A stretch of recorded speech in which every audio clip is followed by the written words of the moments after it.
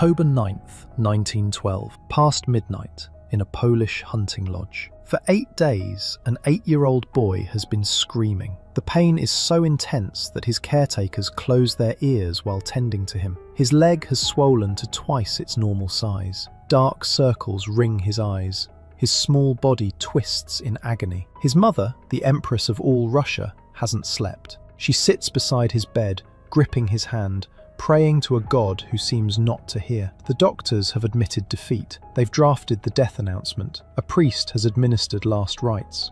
Court officials have prepared the funeral protocols. And then a telegram arrives from a peasant in Siberia, 2,000 miles away. It says, "God has seen your tears and heard your prayers. Do not grieve, the little one will not die." The next day, the bleeding stops. This is Tsarevich Alexei Romanov, heir to 300 years of dynasty, to the largest empire on earth. He was born with a secret that would poison his family, empower a mystic peasant, and help destroy a throne. Today we're asking a question that reveals something profound about power, masculinity, and the impossible contradictions of hereditary monarchy. What did the Romanovs really think of their heir? The answer isn't simple love or inevitable tragedy. It's something more complex, more human, and ultimately more devastating.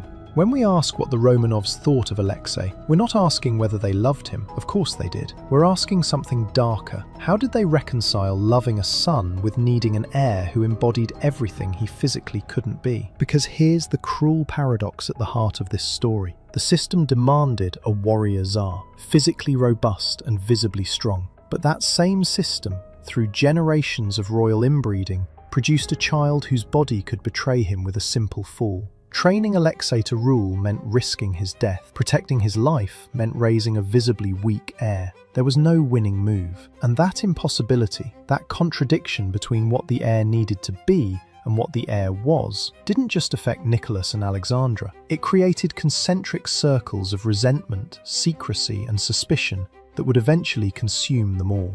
August 12, 1904.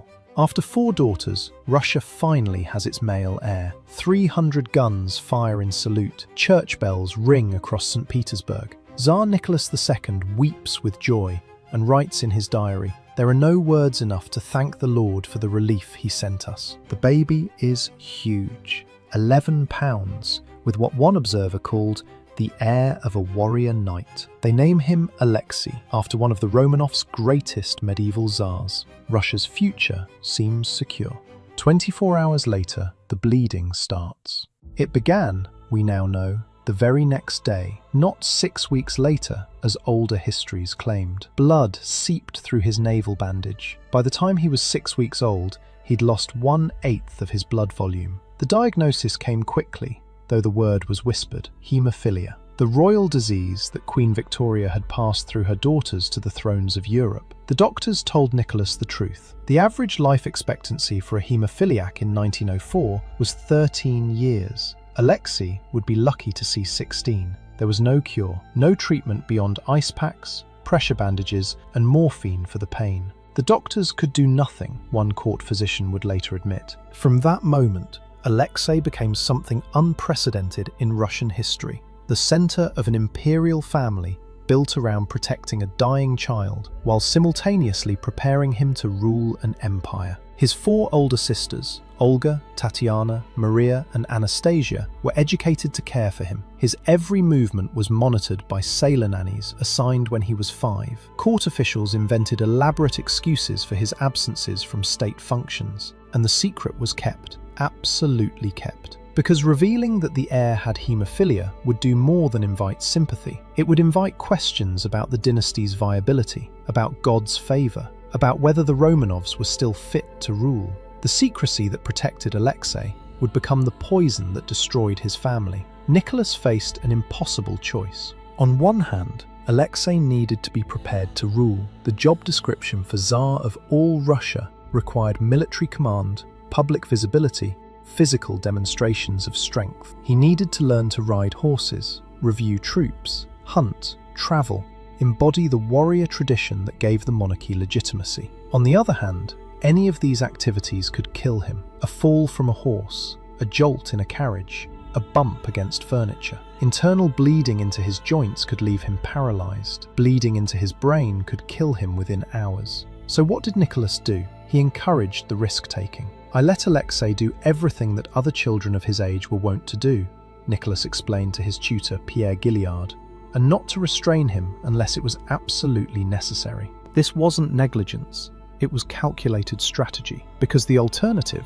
raising a visibly protected, obviously fragile heir, was political suicide. Better to risk Alexei's death than guarantee a weak successor. The evidence of this strategy is everywhere. When 6-year-old Alexei stole a bicycle and rode it around the palace grounds, the guards didn't stop him because they'd been ordered not to. When he jumped on tables during state dinners, Nicholas laughed and said, "That's the way to bring up an autocrat." When World War I began, Nicholas brought his hemophiliac son to military headquarters, exposing him to travel and stress, because future commanders needed to see the heir among soldiers. Alexei the Terrible, they called him affectionately. The nickname wasn't ironic, it was aspirational. But this created something modern psychology calls a double bind. Contradictory demands where any choice leads to failure. Be strong, don't get hurt, train to rule, protect your life. It was logically impossible to satisfy both requirements, and we can see the psychological toll. Alexei developed behavioural extremes,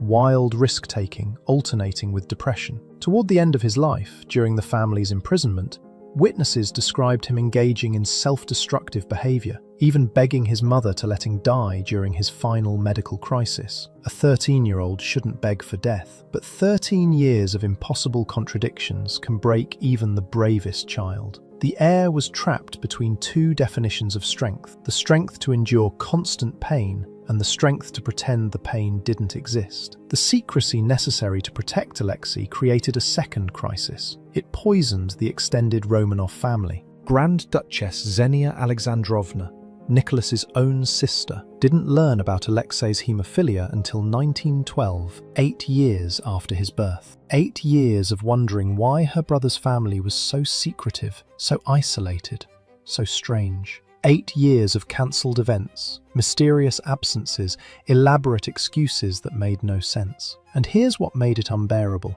Xenia had 6 sons.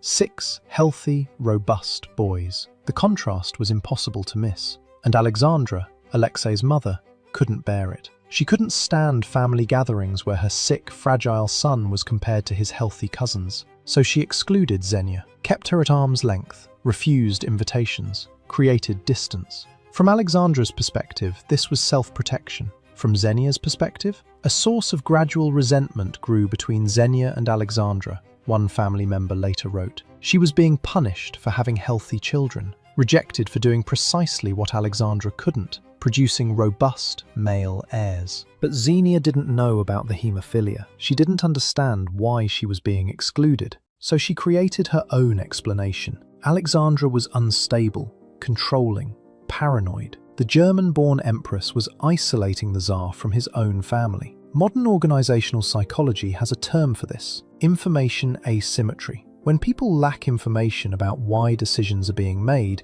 they create narratives to explain it.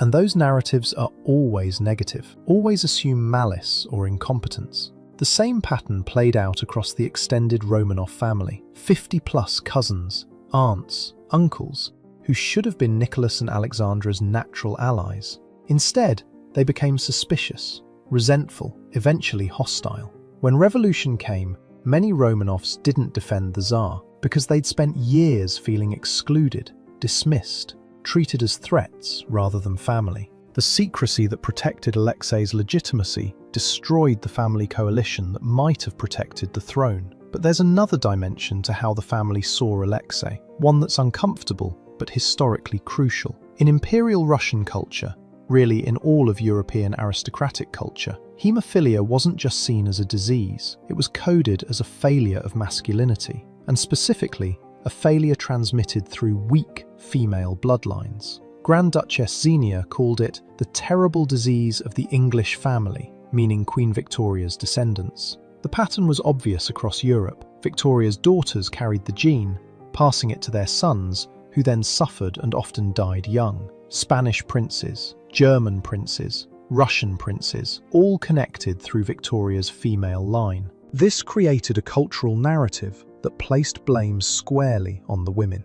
Alexandra wasn't just the mother of a sick child, she was perceived as having contaminated the Romanovs with the diseases of her own race, as one courtier put it. Never mind that genetics doesn't work that way. Never mind that Nicholas's contribution was equal. The blame fell on her. And in her own words, we see her internalizing this guilt. Our inherited curse, she called it in a letter to a nurse. If only you knew how fervently I've prayed for God to protect my son from our inherited curse. Our curse. She claimed ownership of the genetic catastrophe. This gendered blame had devastating political consequences. Alexandra was already unpopular. She was German in a court that prized French culture. She was shy in a world that demanded performance.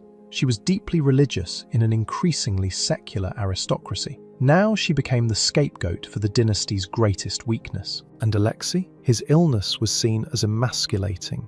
Imperial Russia valued warrior masculinity, horseback riding, military command, physical robustness, the hunt. These were the performances that proved fitness to rule. Alexei couldn't do any of them without risking death. So when we use the word Sissy in our title, we need to understand it not in its modern sense, which primarily codes sexual orientation, but in its historical context. Anxiety about masculine performance. Could this boy embody the physical strength the throne required? Could he perform the masculine rituals that gave the Tsar legitimacy? The cruel irony is this. Alexei had 4 older sisters, healthy, capable, intelligent young women who were educated, multilingual, competent. But the system made their competence irrelevant and their brother's weakness dynasty-defining. Olga, Tatiana, Maria, and Anastasia became his caretakers, watching over him, trying to protect him from harm, knowing that the dynasty depended not on them, but on their fragile brother. Their tragedy is how completely they've been overshadowed. 4 capable women rendered invisible by a system that valued one sick boy's symbolic importance over their actual abilities. This brings us to the moment that crystallized everything, the crisis at Spala and the telegram that changed Russian history. September 1912. The imperial family is staying at a hunting lodge in Spala, Poland. During a boat ride through the Białowieża forest, 8-year-old Alexei bumps his upper thigh against the boat's edge, a minor injury that would mean nothing to a normal child. Within hours, he's in agony. The bump has caused internal bleeding in his groin and thigh. The leg swells grotesquely. The bleeding won't stop. It begins pressing on nerves, causing the kind of pain that makes grown men scream. For days, Alexei screams. It was endless torture for the boy, and for each of us. Anna Virubova, Alexandra's lady-in-waiting, later wrote. He was screaming from the pain all the time, and we had to close our ears while taking care of him. The family's physician, Andrei Derevenko, does what he can. He's extraordinarily patient. Other witnesses describe him as almost saintly in his care. But there's nothing he can do to stop internal bleeding in 1912. Warm my hands, Alexei begs between screams. Lift my arm, put up my leg, any position. Any small adjustment that might relieve the pressure. Alexandra doesn't sleep, doesn't eat, sits by his bedside for days. Grand Duchess Olga Alexandrovna, Nicholas's sister, visits and is horrified. The poor child lay in such pain, dark patches under his eyes and his little body all distorted and the leg terribly swollen. By October 8th, 8 days into the crisis, the doctors tell Nicholas and Alexandra to prepare for the worst. They draft the death announcement. A priest administers last rites. At one point, Alexei whispers to his mother, "Mama, don't forget to put a little monument on my tomb when I'm dead." Court officials prepare funeral protocols. The Times of London and American press begin speculating about the mysterious illness. Some suggest Alexei was stabbed by a nihilist assassin because the official bulletins are so vague that conspiracy theories flourish. And then, on October 9th, a telegram arrives from Pokrovskoye, Siberia, 2,000 miles away. Grigory Rasputin, the peasant mystic who'd been attending the family, sends this message. God has seen your tears and heard your prayers. Do not grieve, the little one will not die. Do not allow the doctors to bother him too much. Within 1 to 2 days, the bleeding stops, the fever breaks, the swelling begins to recede. By October 11th, Alexei is sitting up in bed, clear-eyed, smiling, asking for toys. Grand Duchess Olga, skeptical of Rasputin, visits and is stunned. He was not just alive, but well. He was sitting up in bed, the fever gone, the eyes clear and bright, not a sign of any swelling on his leg. What happened? Here's what most histories get wrong. They present this as a choice between Rasputin performed a miracle and it was just coincidence. But the reality is more nuanced and more interesting. Rasputin's telegram said something crucial. Do not allow the doctors to bother him too much. This was actually sound medical advice. The more doctors examined Alexei, poked him, moved him, the more they agitated him. And agitation increases heart rate, which increases bleeding. Stress makes hemophilia worse. Calm helps. Additionally, historians now believe Rasputin may have used hypnosis or psychological calming techniques. Boris Nakapetov, a modern Russian historian, argues that Rasputin used hypnosis to calm Alexei. Whether supernatural or not, the calming effect was real. And when Alexandra calmed down, because Rasputin's telegram gave her hope, Alexei calmed down, which reduced stress bleeding. There's also this. Initially, doctors had given Alexei aspirin for pain. Aspirin thins blood, catastrophic for a hemophiliac. Rasputin had told them to stop. He was right. So was Rasputin a miracle worker? No. Was he entirely a fraud? Also no. He was effective enough to keep his position. And here's the trap. Conventional medicine had explicitly failed. Doctors told Nicholas that Alexei would be lucky to see 16. They had no cure, no treatment, nothing but ice and morphine. So when a peasant from Siberia appears and seems to succeed where the finest physicians in Europe have failed, Alexandra's response wasn't mysticism, it was rational. But, and here's the political catastrophe, they couldn't explain Rasputin's influence publicly without revealing Alexei's hemophilia, which they absolutely could not do without destroying the dynasty's legitimacy. So Rasputin's power looked inexplicable, mysterious, sinister. Rumours flourished. He was Alexandra's lover. He was a German spy. He'd hypnotized the imperial couple. He practiced devil worship.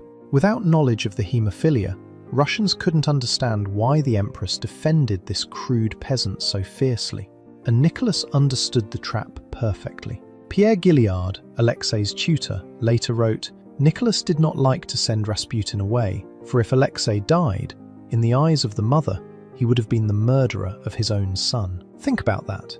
Keeping Rasputin meant political damage. Removing Rasputin meant potentially losing Alexei and definitely destroying his marriage. And he couldn't explain the dilemma publicly. There was no winning move. From this moment, October 1912, Rasputin's position became, as one historian put it, absolutely unshakable. Not because of mystical powers, but because of rational parental desperation, trapped in a cage of political necessity. So, what did the Romanovs actually think of their heir?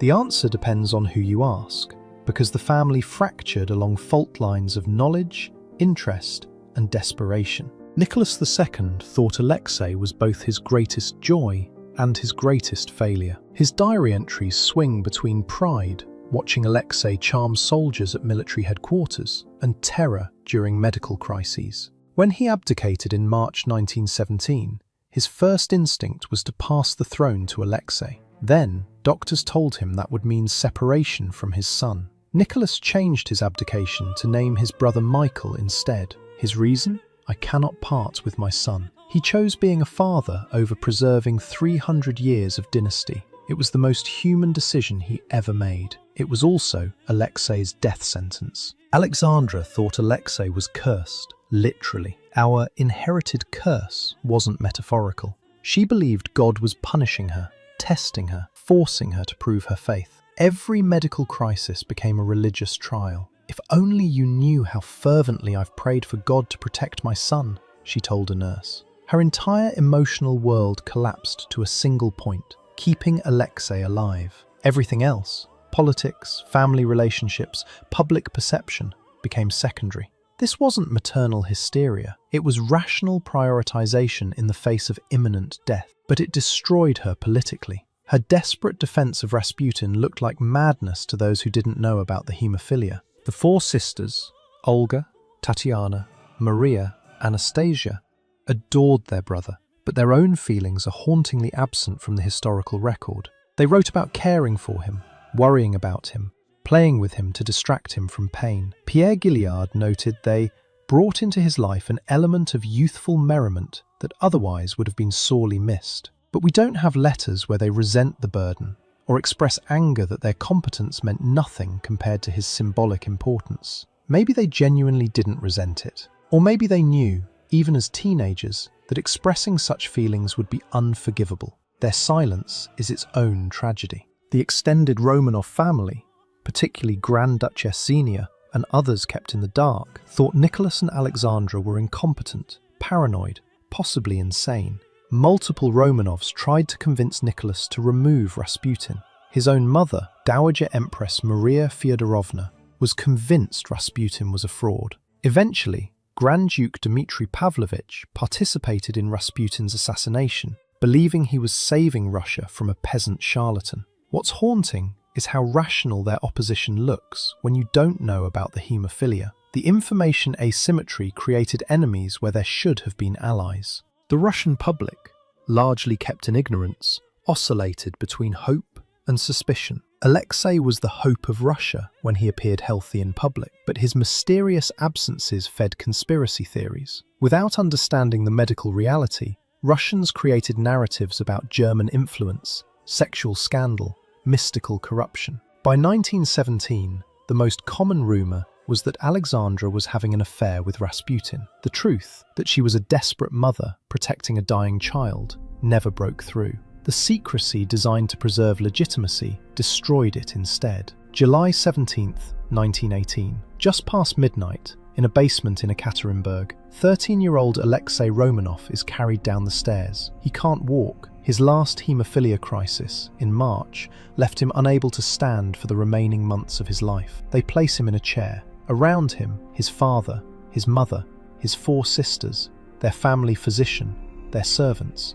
11 people total. Outside, a truck engine roars to cover the sound of gunfire. Yakov Yurovsky, the Bolshevik commander, reads a brief statement. In view of the fact that your relatives continue their offensive against Soviet Russia, the Presidium has decided to shoot you.